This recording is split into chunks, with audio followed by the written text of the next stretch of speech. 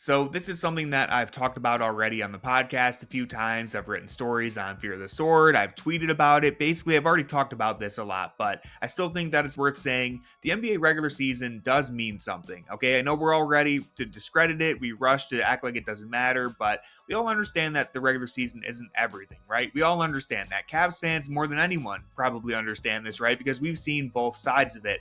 We've seen the LeBron teams that were coasting in the regular season, only to flip the switch and then make it to the finals like it's nothing. And we've seen the inverse of that, where the Cavs last season, they dominated in the regular season, and then none of it really mattered because we went out in 5 games to the Pacers anyways. Now, ignoring the context of that series, right? You had all the injuries, the Pacers just going on this historic, unprecedented run.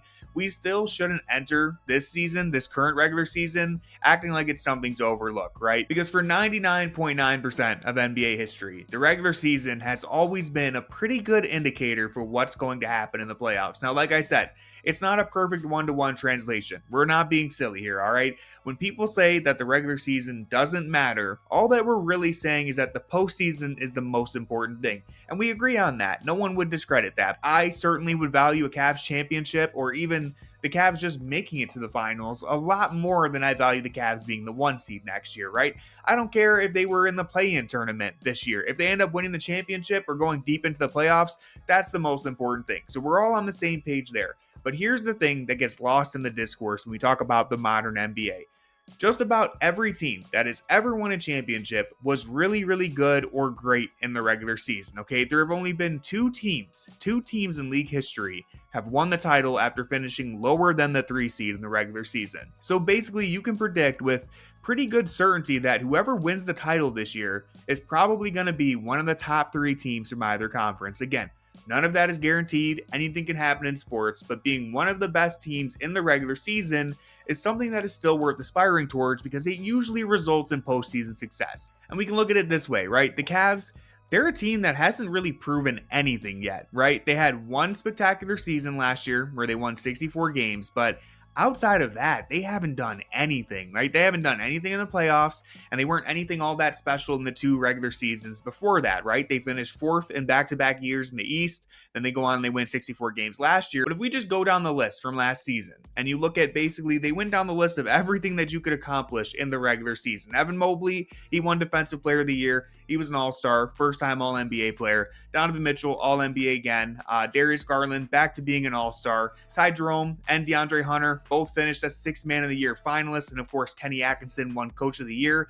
There was basically nothing else that the Cavs could have accomplished in the regular season last year. And yet, we all know how the story ended. We all saw what happened against Indiana. And so, with all that in mind, why would anyone care about the upcoming regular season? What am I even talking about here, saying that the regular season still matters? Well, here's the thing. Right now, like I said, the Cavs, they have one spectacular season under their belt. And so it's fair for people to ask questions like, is Mobley going to be someone who made the All-NBA team one time because his team won 64 games? Or is he someone who's going to stamp himself as an All-NBA lock for the foreseeable future?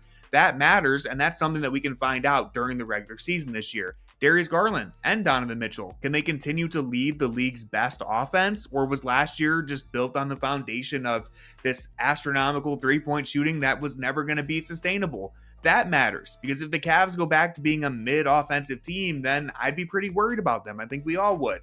Donovan Mitchell, can he continue to be a top 10, borderline top 10 NBA player? I don't think that we should take for granted how good this dude has been since he got to Cleveland. If he can continue to lead the charge and be this dynamic, efficient 3-level scoring guard, then that would be amazing. But there's no guarantees that any of this clicks together again the way that it did last season. And look, no one is going to be expecting the Cavs to perfectly recreate what happened last season. That was never going to happen. But if we get to February of 2026 and we're looking at another season of just roaring success in the regular season, then that would indicate that something is working for this Cavs team. But if they get to February and it's the opposite, where maybe it feels like things are stalling out or possibly even taking a step backwards, then that would indicate that maybe there was some flukiness to last season and no one would enjoy that. So the point that I'm making here is that life in the NBA is too fragile for us to think that a team like the Cavs, who are a second apron team that should be competing for titles, there's no reason we should think that they can go into the regular season thinking none of this matters. Because yes, the playoffs are the most important thing. We all understand that. But there's a power vacuum in the Eastern Conference right now that should have the Cavs hungry to jump out ahead of the pack, right? Boston and Indiana are injured. Milwaukee doesn't really have a strong enough supporting cast around Giannis to be much of a threat. The 76ers, I think they probably missed their window with Embiid. And outside of that, you have teams that are good, right? Orlando, New York. They could definitely give the Cavs a run for their money, but someone has to jump out ahead and take that top spot, and there is no reason why it shouldn't be the Cavs, right? So if we put it this way, if the Cavs finish with a record worse than New York, Atlanta, Orlando, or even Detroit, then we're all going to be pretty pissed off. And rightfully so, because Cleveland is a more talented team than all of those teams, right? They should be the top dog in the Eastern Conference. So again, I'll say it one more time. Winning in the playoffs is the most important thing. But if you get to the playoffs and you're the team that dominated all year long, that's still worth aspiring for, right? Now, you can argue that there's a reality in where the Cavs, they just win about 50 games and then they coast the rest of the way to get to the playoffs healthy and they try to prove it there. That's something that you could certainly argue.